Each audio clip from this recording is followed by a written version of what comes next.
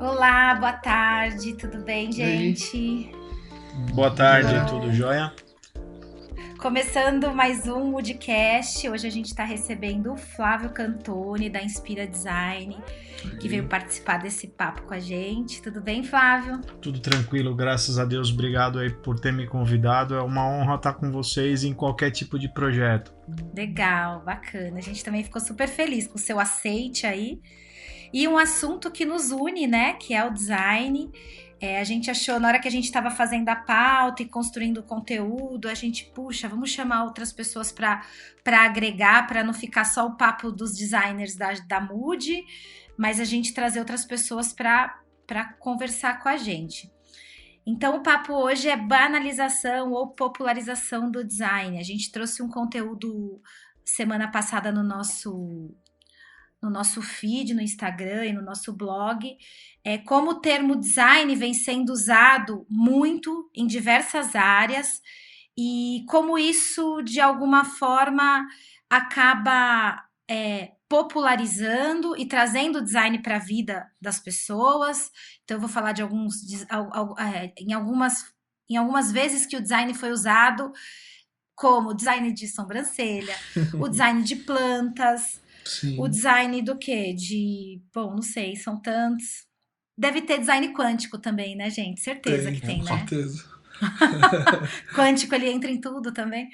Mas enfim, então o termo design ele se popularizou, ele acabou tendo seu valor, né? Eu acho que com a popularização do design nos últimos anos e com o crescimento do termo, com a questão da tecnologia, o termo ele ficou muito popular e aí as pessoas acabam colocando isso para embelezar, é como se fosse um vício de linguagem para a gente deixar Exato. bonito, né? Uma O atuação, um segmento, né? segmento. Então, e aí nós, como designers, né? A gente acaba olhando isso sempre com muito cuidado e cautela, porque a gente entende dessa popularização, mas a gente também fala um pouco, e a gente ouve muito falar que a gente que da banalização do termo. Então, eu queria muito que vocês trouxessem um pouco da visão de vocês sobre isso, banalização ou popularização do design. É, eu acho que a banalização não tá, não tá tão vinculado ao uso da palavra, mas o porquê a palavra começou a ser usada, na verdade, né? Muita gente usa, do jeito que você falou, a palavra design para intitular o que ela faz, para meio que dar uma gourmetizada no rolê todo, né? É. Tipo, às vezes ela faz o mais do mesmo ali e bota o design na frente pra, sei lá, pra Dá um plus. dar uma melhorada no marketing do trabalho dela. Eu dei uma pesquisada antes da gente começar a conversar e eu não sei se foi por falta de sorte minha, mas pesquisei coisa em português, em inglês e tal, e eu só achei um artigo em inglês falando sobre esse assunto e é de 2016. Ou seja, eu não acho que esse seja um problema tão recorrente fora do Brasil. Eu posso estar falando super bom de bosta aqui, porque eu tô baseando só na pesquisa que eu fiz desk. Mas eu acho que é um lance super cultural aqui de querer dar uma enganadinha, sabe? Tipo, dar aquela passada de pano no que eu tô fazendo aqui, Aquele pra ver jeitinho se. brasileiro, é clássico. Exato. Eu não sei se é exatamente isso, mas é uma perspectiva muito forte do que eu tenho visto, né? Realmente, eu conheço alguns designers fora do Brasil, alguns brasileiros amigos que moram fora e trabalham fora. E realmente eu nunca vi esse tipo de papo sendo levantado Nem com designers gringos, nem com brasileiros que trampam lá na gringa. Nunca tive nem a oportunidade de conversar com eles sobre isso. Com brasileiros que trabalham aqui no Brasil, isso acontece a cada semana. A cada notícia, a cada nova imagenzinha a gente comenta e ri sobre. Mas realmente me parece que é uma parada que acontece majoritariamente aqui no nosso país.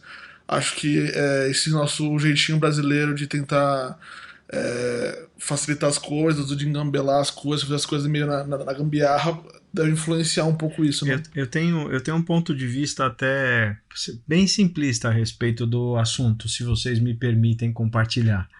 Com certeza. A questão é, a diferença entre ser percebido e ser ignorado está no design. E isso quem trouxe essa citação foi meu amigo e parceiro de trabalho Henrique, que é um dos nossos diretores de arte da agência.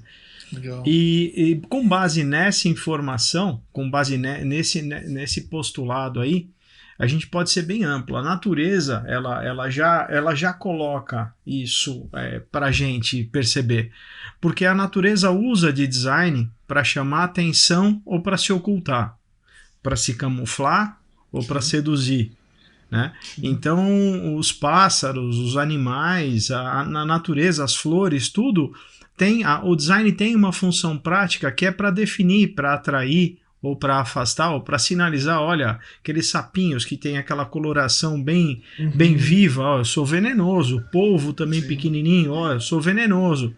Então, o design ele tem uma função prática. E essa função prática é levar informação, é chamar atenção. E quando você pega o próprio termo design e usa ele para chamar atenção para um produto que já existe, você criar uma nova definição através de um neologismo, ou sei lá, qualquer outra coisa que a gente possa fazer, você está reinventando para chamar atenção para um serviço, você está rebatizando algo que é para trazer atenção. O próprio termo gourmetização, que a gente ouviu agora, é um exemplo disso, né? É um exemplo disso. Então você gourmetiza, porque um termo gourmet, ele está definindo que é algo mais elaborado. A grande questão da popularização do design é entre quem faz ter consciência técnica disso ou não ter. E simplesmente vai no embalo e não sabe nem o que está fazendo. Você sabe que quando você fala disso, quem faz, né? Então, o design, eu penso muito nisso, né? O papel do designer é criar, configurar, conceber, elaborar, enfim. Sempre projetar, perfeita a palavra. É sempre orientado sempre com uma intenção, né? Ou para solucionar um problema. Então, eu penso hoje que hoje tem muita universidade, então eu acho que a profissão ela cresceu. Não existe uma entidade para orientar tudo isso, né? Um órgão maior de licença, de registro. Então, o que aconteceu? As universidades acabam que colocam muita gente no mercado, né? Muita gente. Necessariamente, o cara ele não atua com isso. E aí o que acontece? Muita gente, necessariamente sem a devida... vamos pensar assim, o devido... sei lá, a devida a formação que deveria, enfim, nem vamos entrar nesse mérito, mas o que acontece é que abre espaço para muita gente. Então, às vezes, a pessoa vai lá e faz um curso de Photoshop, e aí ela se intitula designer. E o que acontece é que esse crescimento das universidades e essa popularização acabou criando como se fossem nichos, né? O cara faz um Photoshop, ele é designer. Eu vou contratar aquele cara porque ele mexe no Photoshop e ele vai ser o designer da minha empresa. E necessariamente não é isso, né? Ele vai ser uma pessoa que vai sim conduzir ali, né? Um assistente de arte, ele vai conduzir o software, né? Essa técnica, enfim, ele vai conduzir o trabalho dele usando aquela ferramenta, mas necessariamente ele não é designer. Porque assim, o que eu acho é que essa popularização acabou trazendo coisas legais e coisas não tão legais. E aí eu penso muito que cabe ao designer que trabalha com isso o tempo todo afirmar qual que é o seu papel, né? Porque a gente não tá ali para fazer uma logomarca, olha, tá aqui, né? Ele existe mil coisas por trás disso, né? A gente vai pensar em fazer inúmeros estudos, fazer inúmeras considerações. Então, quando você vê alguém vendendo uma logomarca por R$ 30 e você dizer que aquilo é design, na verdade, necessariamente aquilo não é design, né? Porque o cara tá usando de um ícone, de um elemento gráfico e coloca ali, sem pensar na função daquilo, Sim. né? É muito complexo, porque assim, eu acho que o design ele tá muito linkado com função, Sim. né? Com funcionalidade. Para que a gente está desenhando Propósito, aquilo? né, Para que a daquilo. gente está criando aquele serviço? Então, assim, eu acho que a profissão design ela veio com o decorrer dos anos sofrendo esses abusos, vamos pensar assim. E eu não tô nem desmerecendo o cara que faz o Photoshop único e exclusivamente e se intitula designer. É que assim, a coisa foi colocada para ele também de um jeito que ele falou, poxa, eu preciso, né? Fazer o meu trabalho e conduzir aqui da melhor forma possível. É que assim, eu acho que a gente só tem que tirar o joio do trigo, né? A gente brinca com o termo micreiro, né, gente? A gente fala muito disso na agência. Ele tem o seu valor, sim, né? Eu acho que é um cara que tá num aprendizado aí, que precisa ter algumas outras atribuições para ser um designer, outros conhecimentos, mas ele está no caminho. A gente só não pode achar que mexe num Photoshop e o cara é design. Ah, eu fiz uma ilustração, eu sou um design. Não é isso, né? Não é só isso o design. Então, eu acho que essa coisa da função, da razão de ser do design, ela foi se perdendo um pouquinho, mas nada está perdido, sabe? Assim, eu sou uma pessoa otimista. Eu acho que nada está perdido, eu acho que cabe aos designers trazer e o tempo todo tentar valorizar o porquê e o que fez, né? O design chegar até aqui, enfim. Eu acho que a gente tem um caminho aí que percorrer. É uma questão, de novo, né, natureza. Isso é uma questão darwiniana, né? É seleção natural. Sim, esse cara verdade. Tem designer que não sabe nem falar o que é design, não sabe a diferença entre designer e design. O Sim. cara não nem se. Eu vou fazer o designer de um produto. O cara não sabe falar. Então, assim, a primeira questão é ter uma base cultural para você começar a ter um reconhecimento profissional. A questão do preço, quanto você precisa para a tua empresa subsistir, para ela crescer, para ela te trazer um retorno. Eu não acredito que R$30 a elaboração do logo pague o custo operacional de uma empresa devidamente registrada, devidamente estruturada, que paga seus impostos, que paga bem, pelo menos o salário de quem está fazendo. Ela pode ser empresa de um homem só. Se você for ver o custo hora, se você for calcular o custo hora, fatalmente você vai entender que R$30 o custo de um logo não paga. Não paga. Isso não paga. Eu não sei nem se paga os custos básicos operacionais de uma empresa. Certamente não. Então, assim, ele não sustenta o social. Você pode cobrar 1 mês, 6 meses, mas certamente você vai entrar numa operação deficitária que a longo prazo não paga. Sim. E não pode ser classificado como uma estrutura de marca porque ela não tem o mínimo de tempo de estudo para isso. Sim, com certeza. Ela é uma informação visual baseada numa seleção de ícones que já estão pré-fabricados. De elementos prontos ali, né? Então, se isso para a pessoa... a questão é entender o que é aquela peça. Aquilo é um logo? Pode ser. Depende da interpretação, mas se for uma função prática, técnica, para uma empresa crescer e ter uma essência gravada ali, certamente é questionável. O que acontece é que no fim das contas esses R$30 não pagam, com certeza, mas para tentar fechar a conta, os caras apelam por volume, né? Então o cara vai ter um volume de 200 marquinhas dessas para ele fazer no mês, tentando entregar algo que seja no mínimo visualmente interessante, apesar disso ser muito dúbio também. Só que o que eu fico pensando é como isso, até certo ponto, funciona em alguns lugares, né? Se você sai aqui no centro de Guarulhos, por exemplo, você tem diversas lojinhas, né? E você vê esse trabalho desse micreiro aí, do cara que tá cobrando 30 conto pra fazer uma peça ou um logo, sendo assim, uma avalanche disso em diversas lojinhas, diversas lanchonetes e tudo mais. Lanchonetes estas que estão abertas há anos, assim, entende? Então eu acho muito curioso ver como a gente, como profissional que entende já há um tempo sobre essas estruturas e como que funciona uma construção de uma marca, e ver que nós damos um valor completamente diferente que essas pessoas dão para outras coisas.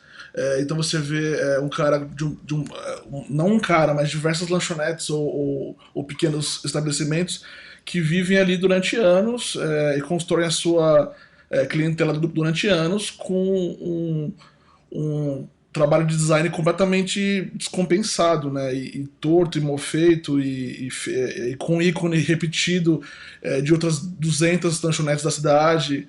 O Rá, se você até me permite, assim, na verdade, o cara não tem um trabalho de marca ali. Ele tem um serviço que ele Claro, exato, oferece. exatamente.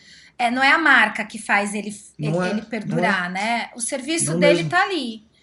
Exato. Então, se ele mudar de logo, provavelmente se ele mudar a marca dele no dia seguinte, ninguém nem Não vai muda notar. nada, não muda nada pra ele ali. Exatamente.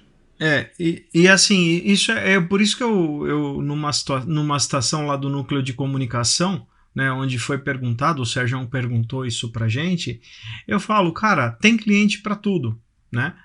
Aonde a marca não vai ser relevante para esse cara sobreviver.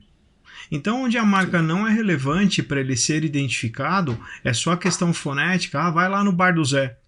O bar do Zé não precisa. Agora, se esse bar do Zé, vou usar aí o que a gente falou há pouco, se ele vai se gourmetizar e querer ganhar alguma evidência, você tem que começar a pôr um sentido na comunicação. Se a comunicação não for relevante para esse cara se destacar no meio da massa, de fato, esse cara, um logo de 30 pau tá muito bem feito para ele. Resolveu o problema. Deu uma unidade, todo mundo vai ter aquele bordado do logo repetido, mas tá lá bar do Zé, vai ter algum tipo de informação visual como ícone, e todo mundo que vai trabalhar naquela lanchonete vai ter um avental com aquele bordado Na e tá tudo camiseta escrito. colocado. E cara, resolveu. Mas assim, a gente como agência que já tá um pouquinho mais de tempo, que cultua o design, que estuda, que se delicia com isso aí, o que vai acontecer?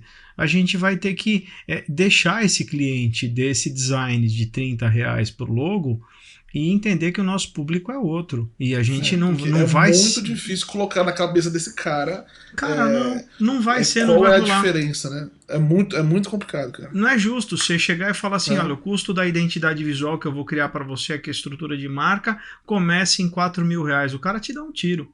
Não faz nenhum sentido pra ele isso, entende? Então, assim, deixa o cara que ia fazer no Paint, que ia fazer no Word o logo dele, deixa ele contratar o logo de R$30, que é louvável, cara. Ele vai resolver o problema. Vai resolver o problema dele, perfeito.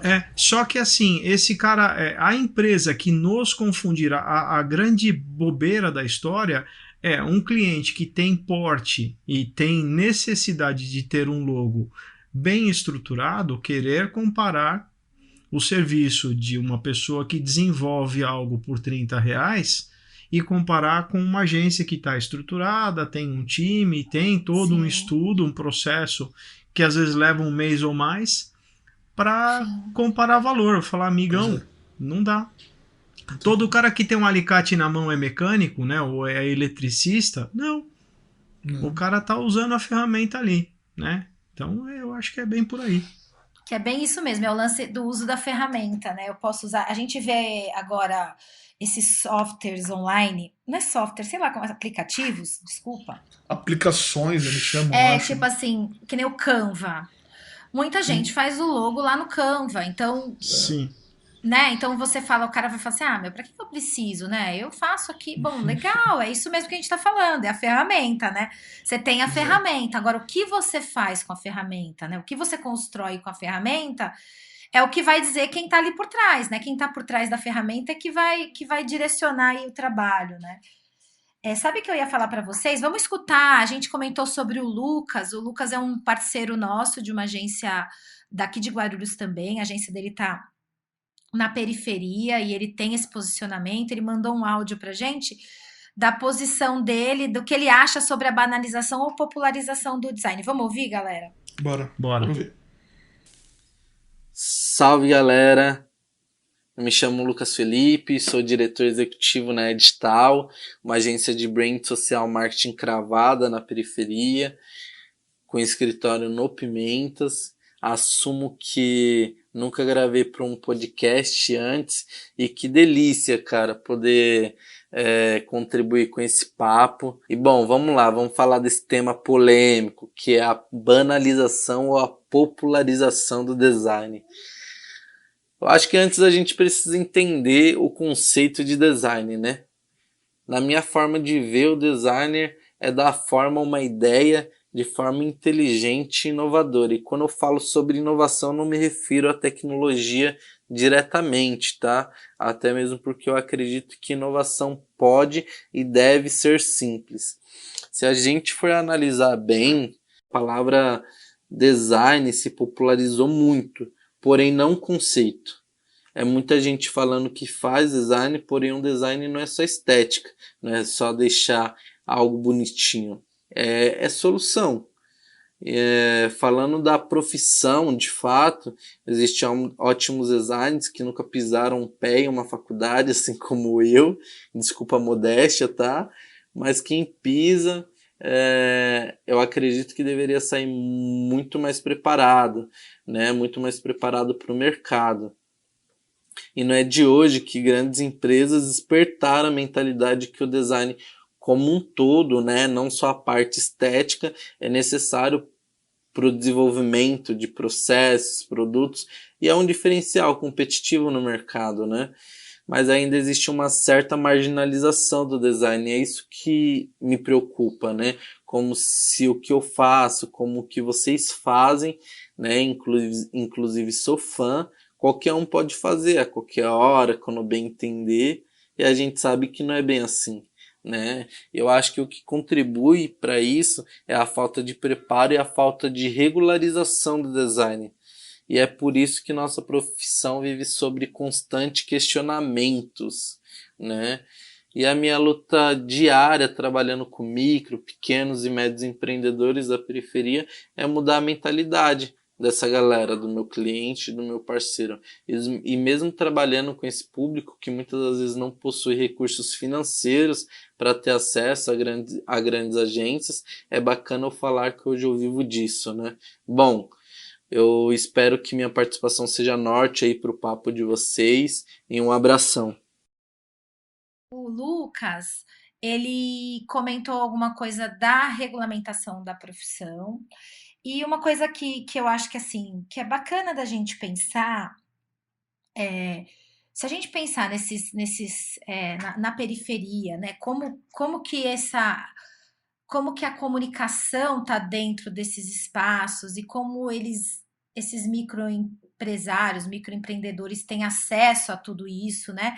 Então, eu acho que assim, é muito bacana a gente pensar no papel de uma agência como a do Lucas, né? De O começar a papel levar. social dela, né? Exato, levar esse conceito, né? Eles não entendem, é o que a gente estava conversando antes. Eles põem lá qualquer elemento gráfico e fala que é uma marca, mas isso não faz muito sentido para eles vão tocando o negócio e fazendo a coisa acontecer. E aí, de repente, uma agência ali é o que você falou antes, é o que define entre ser percebido e ignorado, né? De repente, lá no meio dele, ele tem 8 lanchonetes ali na redondeza dele, e o que vai diferenciar ele é esse trabalho, né, de marca, é esse approach diferenciado que ele pode levar para o negócio dele. Então, eu acho muito legal o trabalho que uma agência como a Digital faz na periferia. Acho que é um mundo a ser explorado, porque imagino o quão difícil não é para ele mesmo, né? Levar esse conceito e dizer da importância da imagem, da importância, né, de você agregar valor por meio de uma marca, de todo um trabalho de brand. Imagina, cara, é água em pedra, né? Posso, se você me permite, eu até vou falar para você. Eu tenho uma visão que a periferia é absurdamente abundante. Sim. A gente, assim, meu pai teve comércio por muitos anos, e isso iniciou há muitos, muitos anos atrás, mais de 30 anos atrás, e a periferia sempre foi uma grande oportunidade de negócio. Sempre.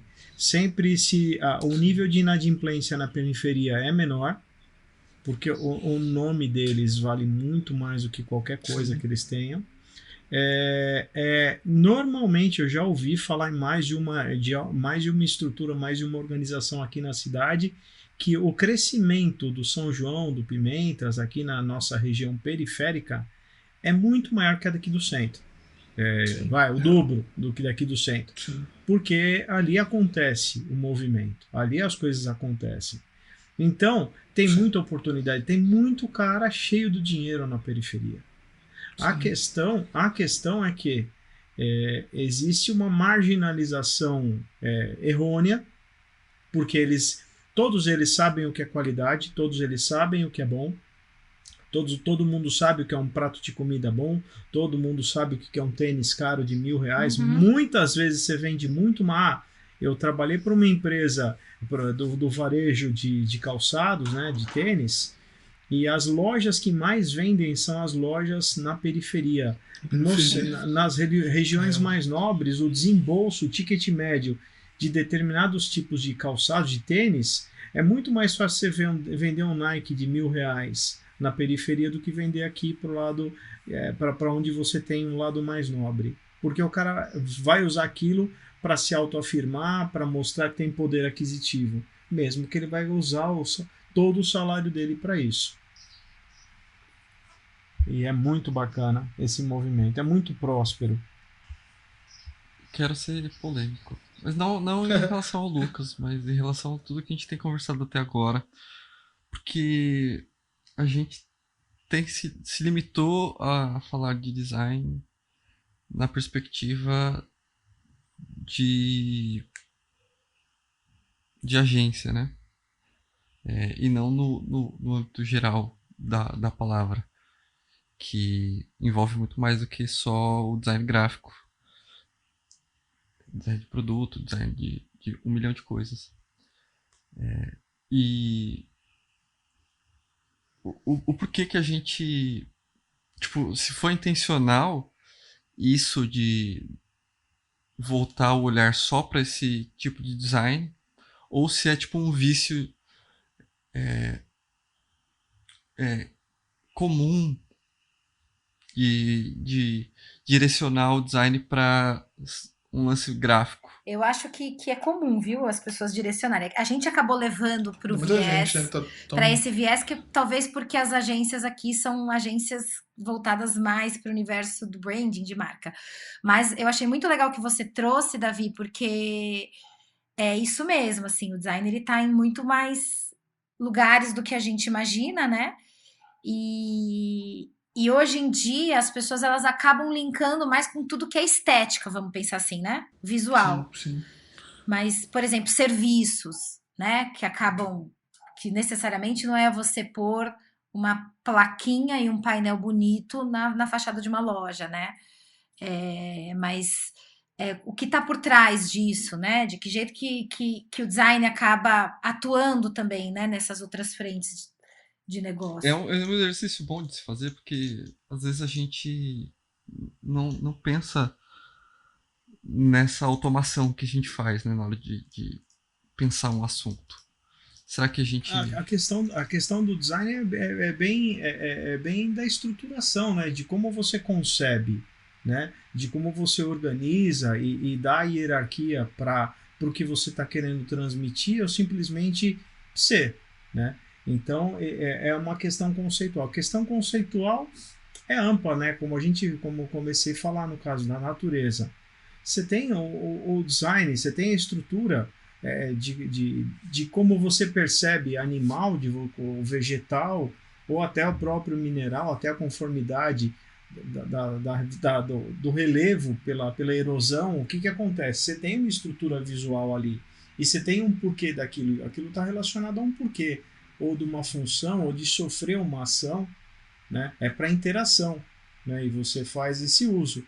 Agora, como a gente está sendo estrito falando de design gráfico, é a questão de perceber e não ser percebido, né? De ser percebido ou não ser percebido. E aí o desdobramento disso é muito amplo, né? E é maravilhoso, né? Hoje em dia a gente tem falado muito de experiência, né? Como que o design atua na experiência, né? Do usuário, daquele que vai consumir determinado produto, enfim, serviço. E como é muito louco, né? A gente fala muito disso, eu acabo conversando muito disso com o Davi, né, Davi? De como essas percepções, às vezes um gap ali na jornada de um cliente, onde você vai colocar ali uma experiência que vai fazer muito sentido e vai fazer toda a diferença nessa vivência, né, do cara com aquele determinado serviço. E como que o design consegue atuar ali, né? Porque se a gente for ver a definição do design, ele está ali para resolver um problema, né? Muitas vezes complexos, outras vezes nem tanto, mas ele está ali, parte do princípio que ele vai resolver um problema, e por isso que pode ser um problema na experiência de um serviço, pode ser problema no desenho de uma família tipográfica, né? Sei lá, numa maçaneta, num produto, enfim. Tudo tem o design, né? É a forma como o conceito do design ele é aplicado. E por isso que ele foi tão. E por isso que ele vira modinha, né? Porque eu acho que as pessoas agora, com a digitalização, com o mundo touch e com tudo isso que vem acontecendo, né? Nessa loucura toda que Tudo a gente fica mais vive, acessível, né? tudo ficou acessível. Então, assim, olha o design desse celular.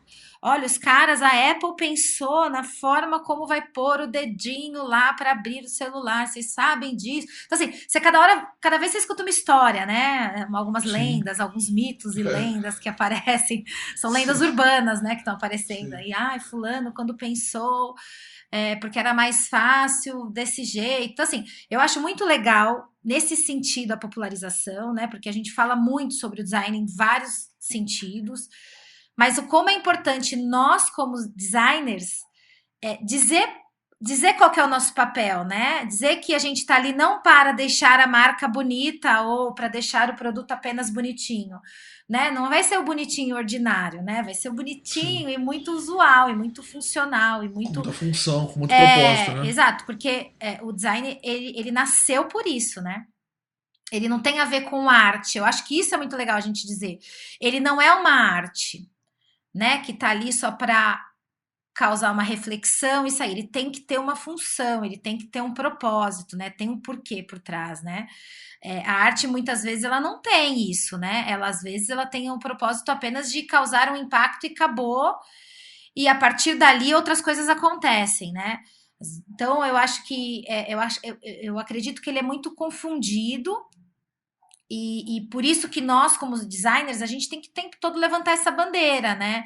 Que não é o desenho ou a forma por ser, né? Ela tem um estudo, ela tem toda uma razão e todo um processo que foi feito para se chegar àquela solução. Tanto que eu acho que eu tenho certeza, todos nós já passamos por isso, né? Às vezes você entrega uma solução de uma coisa e o cliente, não estou falando nem de marca, vamos pensar em serviço até. Você entrega ali a solução, aí o cliente olha e fala: mas isso eu faço. Não, com certeza você faz, né? Estamos aqui para te mostrar o que fazer, né? Mas assim, isso não foi visto antes, né? Porque não foi passado por esse processo, não foi feito toda essa apuração, sondagem, enfim. E a gente não teve todo esse né, não estressou essa ideia para chegar. A solução é muito simples, o Lucas falou isso, né, que a inovação, ela necessariamente não é complexa, não pelo é só contrário, tecnologia, né? Não tem a ver com tecnologia, ela é muito simples. Então eu acho que o design ele tá por trás disso. Lá no nosso blog a gente até escreveu um pouco sobre isso, né, sobre o poder do design, o Cantoni falou um pouco disso da natureza, e é muito disso, né, a sobrevivência no decorrer, né, da humanidade precisou do design para resolver problemas, né? Seja para criar uma ferramenta, enfim, a coisa foi evoluindo, e aí a gente chega onde está agora, onde tudo é design. Calma, né? Sim, é design, mas feito por designers tá aqui, né? O design feito por outras, né? Esse outro nicho, vamos pensar assim, do design, que é aquilo que é bonito, né? Talvez a palavra. Será que eu fico pensando que será que a gente não vai criar uma outra palavra mais pra frente, né? Pra dividir? Tipo assim, aquilo que é bonito, esteticamente bonito, que a gente chama de design, vai ser, sei lá, outra palavra, entendeu? Aquilo que é design, entendeu? De repente a gente vai caminhar aí para um outro universo. O lance do gourmet teve muito disso, né? Os chefes, tudo era gourmet. Chegou uma hora que Tudo era gourmet, então até dá um bode, né? De pensar. hoje em dia dá até um bode. Mas até a própria palavra, né? Gratidão, que pelo amor de Deus, eu não aguento socorro. mais ouvir isso aí. Tudo que é utilizado dessa forma incessante acaba cansando. Não, dá nojo. Literalmente dá nojo. É o quântico, gente. É o quântico. Todo mundo é quântico. Tem o coach, tem o, né, o design, tem o psicólogo, tem o não sei o quê. Cara, tudo é quântico. Aí você fala assim, meu Deus do céu, socorro, onde eu tô, né? Porque deixou pra ficar bonito, pra criar um lance ali, né? Deixar o rolê mais... Mas acho que isso sempre vai existir, né? Isso não é de hoje, isso já é bem antigo. Não vai ser a última vez que a gente vai se enjoar com uma denominação, com um termo, com um adjetivo. Vai acontecer em qualquer lugar nesse planeta. Então, eu só queria falar um pouco também sobre o lance de que, como a gente falou sobre separar joio do trigo, né? Só que muitas vezes também o joio vira trigo depois, né? Sim, com certeza. Muitas vezes essa popularização e essa banalização é a porta de entrada para drogas mais pesadas, né? Então a gente começa como um pequeno gafanhoto ali, no caso, né? Comecei com 15 anos a pensar em design. A primeira vez que eu ouvi falar sobre design foi no colégio. Tinha 15 anos, fazem 15 anos isso. Uma amiga minha recebeu de presente de Dia dos Namorados dela. Um namorado dela que já era mais velho, que já era maior de idade, mandou pra ela um buquê de flores e uma foto deles dois meio vetorizada no estilo Malhação 2005, assim, sabe? E ela mostrou aquilo pra galera, assim, junto. Eu pirei naquilo. Eu falei, meu Deus, como assim? Eu só vi aquilo na novela, no cinema. Eu não sabia que alguém próximo a mim tinha essa capacidade.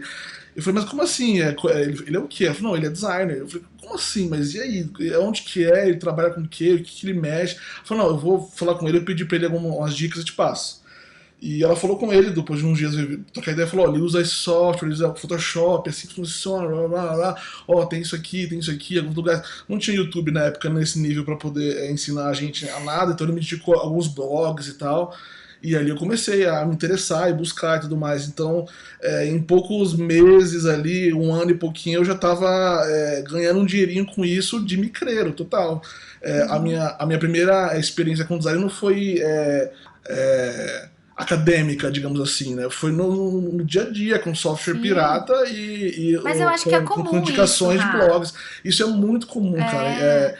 Algumas pessoas falando muito sobre regulamentação e se importando com o papel negativo que isso pode trazer. Acho que seria interessante, que é importante, que a gente tem que pensar nisso, mas eu também penso que talvez num país ainda mais como o nosso, como o Brasil, a burocracia que você pode investir nisso talvez mais afaste do que aproxime e talvez mate na raiz alguns designers que estão começando ali como micreiro, que no futuro seriam pessoas que vão buscar algo a mais, que vão estudar, que vão correr atrás e crescer e evoluir, e que vão morrer no primeiro ano por causa de uma lei ou por causa de algo mais regulamentado, né? O que vocês acham? Eu acho que a gente tem, é muito triste, né? No nosso país a gente sofre muito, né, com esse tipo de entidade, vamos pensar assim. Mas a entidade, ela tem que ser uma facilitadora. Então, assim, claro, eu acredito que muitas vezes não é. Mas exato. Mas eu fico imaginando assim, olha, quando eu comecei a fazer meu curso técnico, não tô falando nem de faculdade, eu comecei a fazer meu curso técnico, se eu tivesse uma entidade que direcionasse a minha atuação, eu poderia ter conseguido cursos mais legais, eu conseguiria, de repente, uma indicação de empresas que vão ali buscar esse profissional, você entendeu? Então, assim, sim. Eu acho que o papel de uma entidade, de um cara, assim, para regulamentar, é justamente para valorizar quem de fato tá afim, porque eu acho que todo mundo acaba isso aí. acaba iniciando como micreiro, sabe? Eu também. Sim, Eu sim. comecei lá, na minha época não tinha YouTube, nada disso, mas eu tinha lá um computador e eu fazia cartão de visita e achava lindo, sabe? Sim, E aí que eu sim. descobri que, poxa, que legal, eu curto. E eu gostava de artes. Eu achei que eu fosse fazer história da arte de faculdade. Então, assim, as coisas pra mim começaram a meio que fazer sentido. Eu falei, poxa, que legal. E aí eu pensava muito nisso. Eu falava assim, bom, enquanto eu tô na escola, legal, né? Tem quem me ajuda aqui, eu tenho com quem conversar. Mas depois, quando você sai, né? Se você não tem uma faculdade, Sim, uma universidade, quem que olha por você, né? Então, eu acho que a regulamentação é meio que nesse sentido mesmo. Eu acho que tem muita gente foda no mercado e trabalhando há muitos anos e que não tem, de repente, lá um plano de saúde. Vou dar um exemplo bem bobo, Sim. assim. Sim. Que uma entidade, uma entidade de classe tem esse papel, né? Vamos Sim, pensar sim. nos plágios, gente. Quanta gente não faz um trabalho sujo por aí. Isso não é design, né, cara? Então, tipo, eu acho que a regulamentação ela é nesse sentido do apoio, sabe? Do acolher quem tá meio que sem casa, assim, querendo, né? Ter Sim. ali e poder bater o peito e falar, eu sou designer sim, porra. Entendeu? Necessariamente não é a faculdade que tem que fazer isso só, né? Essa Sim, entidade de classe acaba fazendo esse papel aí. Sim. Ana, eu concordo contigo em gênero, número e grau, porque é o seguinte, independe da época, né? Eu comecei em 87 com design, eu era moleque também, tinha 16 anos e o que eu tinha na mão? Nanquim, papel e letra 7. Não tinha computador. Então eu comecei a fazer design lá atrás. E eu era, orelha seca, cara, um cabeça de broco. O que aconteceu? Eu gostava de desenhar, de ilustrar, só que eu não tive a iniciativa de buscar uma Belas Artes, uma Pan-Americana, de saber o que era o topo. Cara, eu era um moleque que estava trabalhando, apareceu a oportunidade de desenhar, desenhei, ganhei dinheiro com isso aí e acabei saindo fui promovido de office boy para desenhista. Foi o que aconteceu. Mas eu não tinha essa consciência. Então, o papel de uma entidade de classe, ela vai muito além de só ter uma carteirinha, uma chancela, Sim. como você tem um CRM, você tem uma OAB, que eu acho que tem que ter. Para o cara poder ser chamado de advogado, eu acredito que tem que ter um órgão que regulamente essa profissão. Sim. Porque senão vira bagunça, né? Vira Brasil, infelizmente tem que usar esse termo, mas vira Brasil, vira bagunça. Então não dá para saber quem é e quem não é de verdade. Simplesmente qualquer cara que pega o alicate na mão virou mecânico, virou eletricista. Então você não sabe o que é. Na hora do serviço que você vai chorar ou você vai dar risada. Sim. Essa é a questão. Então, para a gente era legal ter uma entidade de classe atuante, mas enquanto isso, a gente tem a ADGRAF, que é a Associação dos Designers.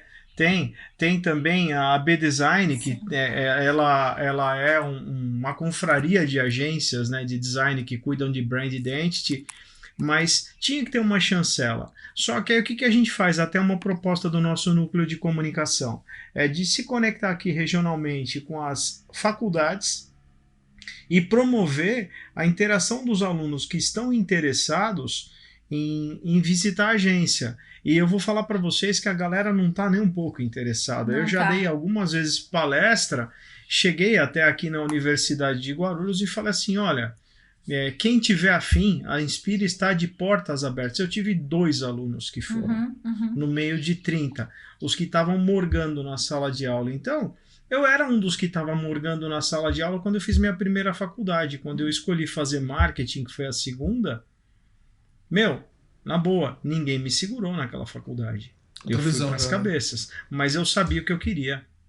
Então, a gente não tem esse estímulo. E a gente vê em outros países, onde você tem uma faculdade de Fine Arts, né, no caso, que você já lá desde o começo, desde do primário, o cara já é destinado para querer aprender algo a fundo. É uma questão cultural. Aqui não. Aqui é tudo banalizado.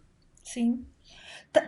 Você sabe, a gente já conversou até muito disso aqui na agência, tanto que no Brasil, é mais bacana você fazer cursos livres de empresas, de organizações, do que propriamente né, a faculdade, a universidade, porque assim, a coisa foi tão jogada, assim, abre lá o curso, né, que o nível de pessoas que eles atraem são pessoas que não estão de fato interessadas em fazer a coisa, né, acontecer e tal. Por isso que eu acho que na hora que você faz a regulamentação e cria essa entidade de classe, eu não acho que, por exemplo, tinha que ser um limite, sabe, um limitador, o cara ter universidade, porque não é isso que diz se ele é designer ou não, né?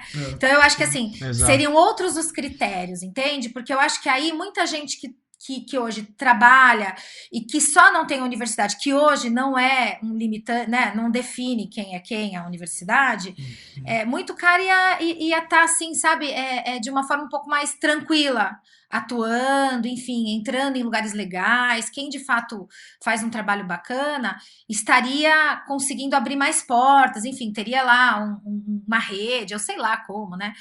Mas é importante isso, porque hoje eu acho que a faculdade, a gente já se decepcionou muito indo atrás de estagiário em faculdade, porque, cara, é muito difícil você achar quem tá com vontade, quem tá engajado e quem de fato quer ser design, né? E conversar sobre design, enfim.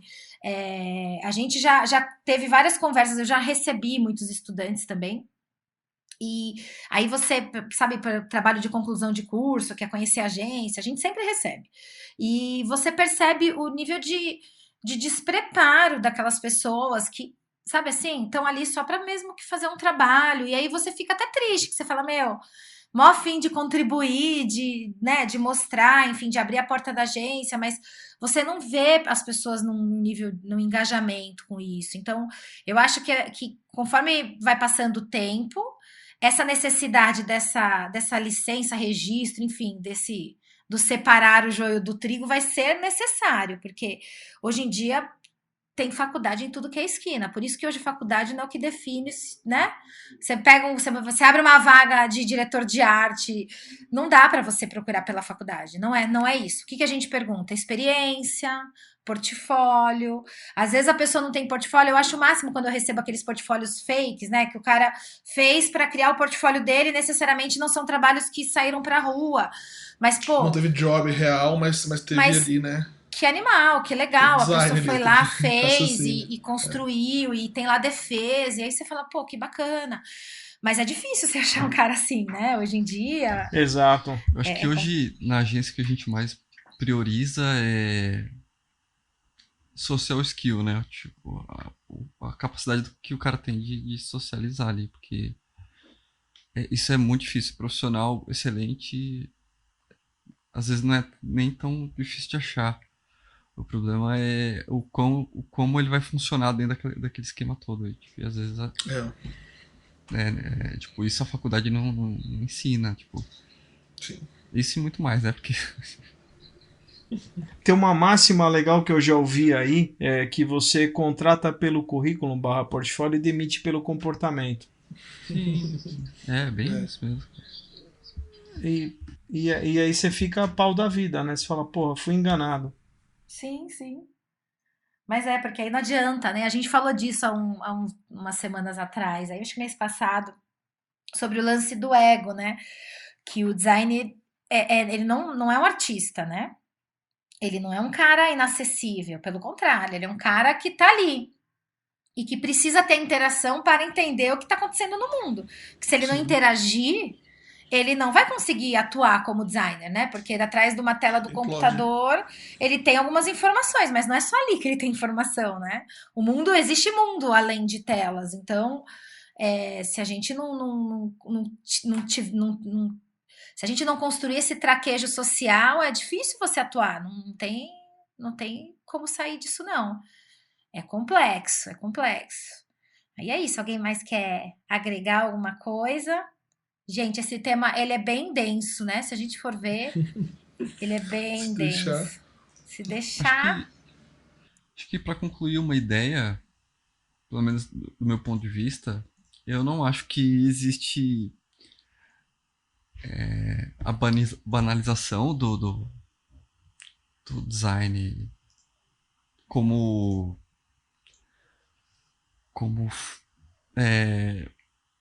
uma forma pejorativa do negócio, mas eu acho que existe um mau entendimento mesmo de todo mundo, né? Não só dos profissionais que permeiam Concordo. o universo ali. É o mau entendimento do que é o design mesmo. Eu acho que se tivesse a utopia, assim, da gente poder escolher o que poderia ser feito, cara, eu acho que ser inserido essa ideia, tipo, muito antes na cabeça das pessoas, tipo, da importância desse papel do design gráfico ou do designer como um todo, né? É bem por aí. Acho que a gente tinha que fazer uma campanha. Olha, gente, já pensei aqui, ó, o que é design e o que não é design, entendeu? Eu Sabe? acho de levantar essa questão mesmo. É, essa bandeira. Isso é design, isso não é design, isso é design. Isso... Porque assim, eu fico pensando que tem muita gente que, cara, usa sem saber no meio desse, né, desse vício de linguagem mesmo. E, cara, no dia que descobrir, tenho certeza que vai falar, meu, tem razão. Tipo, Total, porque olha. na maioria esmagadora das vezes, eu tenho certeza que é na melhor das boas intenções, Sim, sabe? com certeza. De muitas vezes tentar evoluir o seu próprio negócio, de muitas vezes tentar se tornar algo mais elaborado mesmo, sabe? Ou até de conhecer coisas novas, de aprender coisa nova. No começo, quando a gente está começando alguma coisa, geralmente a gente começa copiando os outros, né? Então eu vejo muito isso, assim, nesse sentido. A pessoa quer aprender algo novo, primeiro você começa copiando, você começa ali experimentando algumas coisas, experimentando, meio que emulando aquilo que te inspira, aquilo que te motiva, sabe? E aí depois você vai começando com as próprias pernas, começar a correr e tudo mais.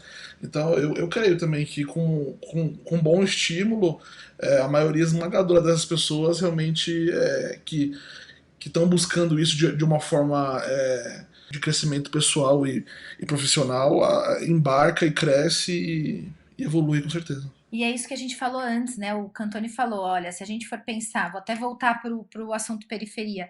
Cara, é um mar de oportunidades, né?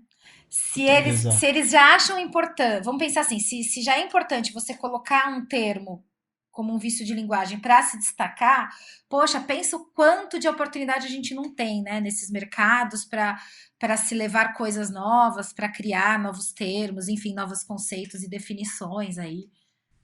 O Lucas é um cara muito sagaz. Eu acho que ele foi muito feliz na escolha de ter se posicionado lá no Pimentas. Ele gera a questão do senso de pertencimento, dessa renda acontecer por lá, dele contratar gente de lá, e num mercado que é um oceano azul. Se for olhar direito, é um oceano azul de negócio. Sim, com certeza. Genial. O Flávio, foi um prazer te receber na nossa conversa hoje. Obrigado por você ter topado conversar com a gente. Sugiro que a gente pense em novas pautas para conversar mais, que você tiver de ideia, vamos junto aí construir. Bora, eu acho que vocês se posicionaram de uma maneira muito legal. Eu acho que o trabalho de vocês está sendo bem legal, bem gostoso, bem fluido de fazer. A gente tem espaço para expor a opinião da gente, né, e compartilhar e ter outros pontos de vista. Então, e bota a gente para pensar, né? Todo papo como esse bota a gente para refletir. Então, contem comigo aí. Foi muito legal, foi uma honra ter participado. Legal. Obrigado, meninos. Então, voltamos em breve com uma nova pauta, né? Quem tiver sugestão, mande. Quem estiver ouvindo a gente, quiser mandar sugestão nas redes sociais, manda lá. Beleza? Maravilha. Obrigada, gente. Beijo. Fiquem com Deus. Beijo. Tchau. Falou, beijo. Beijo, galera. Até mais.